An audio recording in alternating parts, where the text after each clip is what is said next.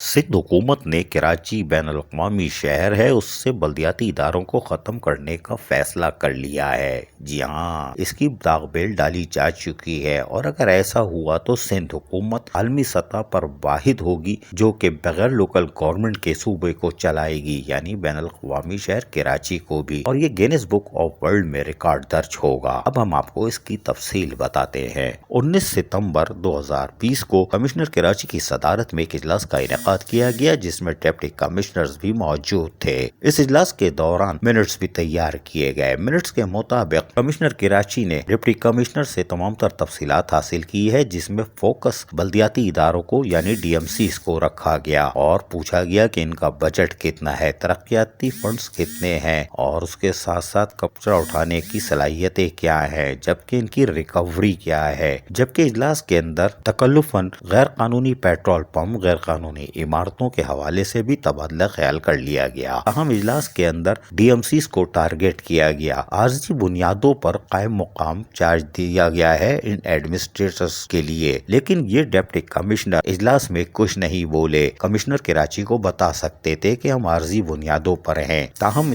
Commissioner Karachi نے جہاں تفصیلات طلب کی وہیں حیران کن طور پر بلدیاتی اداروں میں موجود ڈسپنسری، کلینک، ہاسپٹل اور اسکول اور لائبریری کو لائبلٹیز قرار دے دیا۔ یہ حیران کن ہے۔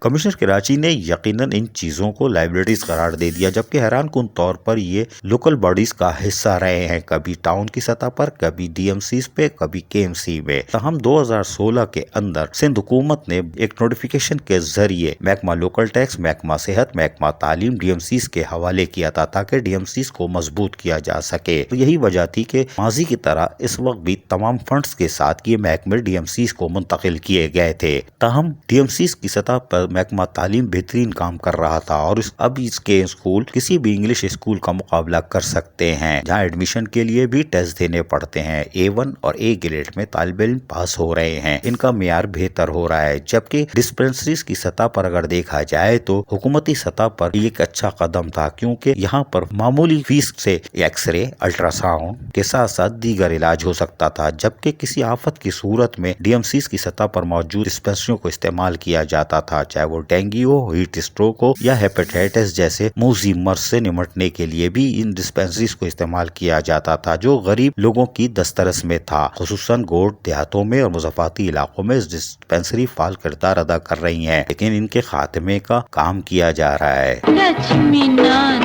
جبکہ لائبریریز جن پر توجہ نہیں دی گئی لیکن جہاں موجود ہیں وہاں سے پھر بھی سہولتیں میسر آ رہی ہیں۔ جن چیزوں کو کمشنر کراچی لائبلٹیز قرار دے رہے ہیں اور اپنے منٹس میں 5ویں نمبر پر کالم میں کہتے ہیں کہ ان کے لیے رپورٹ تیار کی جائے تاکہ ان کو ہم سندھ گورنمنٹ کے حوالے کر کے اپنی جان چھوڑائیں، یعنی ڈی ایم سیز کو آزاد کریں۔ یہ ڈی ایم سیز کو آزاد نہیں بلکہ بلدیاتی اداروں کے خاتمے کی پہلی کڑی ہوگی۔ اس کی وجہ یہ ہے کہ گاربیج سسٹم کمشنر کراچی کے علم میں نہیں ہے کہ یہ Sindh solid waste management board کے پاس ہے، جو کہ سندھ حکومت کا چہیتا محکمہ ہے۔ اس کے بارے میں وہ کچھ سننے کو تیار نہیں اور چھتری بنی ہوئی ہے، کارکردگی جیسی بھی ہو۔ اب بلدیاتی اداروں کے پاس محض نالہ صفائی اور روڈوں کی تعمیر و مرمت رہ جاتی ہے، تو یہ بھی بہترین طریقے سے سندھ حکومت کرتی چلی آ رہی ہے، تو اب ان کا وجود برقرار رکھنا صحیح نہیں ہے۔ لہٰذا بلدیاتی اداروں کو ختم کرنے کی ایک سازش قرار دیا جا سکتا ہے۔ لوکل ٹیکس بھی سندھ گورنمنٹ لے سکتی ہے، یہ منافع بخش ہے، لیکن ڈی ایم سیز میں سپریم کورٹ کے احکامات کے بعد اب منافع بخش نہیں رہا، تو اس کو کیوں چھوڑ دیا کمشنر کراچی نے؟ یہ حیران کن ہے۔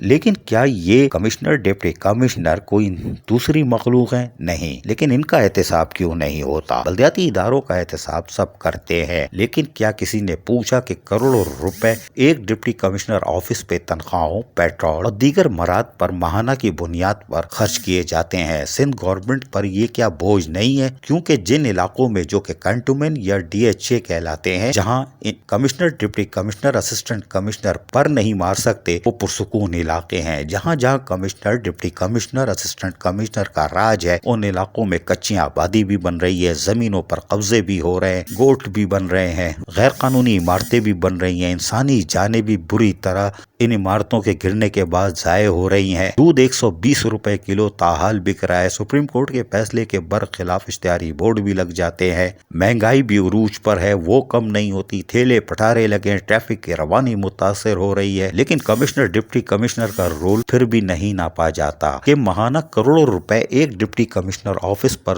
تنخواہوں، پیٹرول، بجلی کے بل اور دیگر چائے پانی، بسکٹس، ٹی بیگز پر خرچ کیے جا رہے ہیں۔ کارکردگی کیا ہے؟ یہ محکمہ بھی کیا سندھ حکومت پر بوجھ نہیں؟ اس طرف دیکھنے کی ضرورت ہے اور فوری طور پر کمشنر کراچی کو ڈی جی کے بی سی اے لگا کے باقی ڈپٹی کمشنر، اسسٹنٹ کمشنروں کو کے بی سی اے کی طرف رخ کیا جائے تاکہ یہ غیر قانونی عمارتیں نہ تو تعمیر ہو سکے، نہ زمینوں پہ قبضے اور دیگر چیزوں سے خرافات سے شہر کو پاک کیا جا سکے اور براہ راست میئر کراچی یا ایڈمنسٹریٹر کراچی کے ماتحت کیا جائے تاکہ احتساب کے دائرے میں سب آ سکے۔ لیکن سندھ حکومت کی طرف سے اگر ایسا کوئی قدم کیا جا رہا ہے تو کیا چیف سیکرٹری سندھ، سیکرٹری بلدیات، وزیر بلدیات آن بورڈ ہیں؟ ہمیں نہیں معلوم، لیکن کمشنر کراچی کی طرف سے اس میٹنگ کے اندر جہاں ڈپٹی کمشنر موجود تھے، جو پیٹ میں درد اٹھا ہے، اس کا چورن ضرور تیار ہو گیا ہے اور جیسی خبر باہر آئے گی، سیاسی جماعتیں ہوں، این جی اوز ہوں یا بلدیاتی یونین بھرپور طریقے سے یہ چورن فروخت کریں گی اور سندھ حکومت کو ایک تنقید کا سامنا کرنا پڑ جائے گا اور ایک زبردست دمادم مست قلندر ہوگا۔ عزیز عارف، کے پی ایس بلدیاتی نیوز، کراچی۔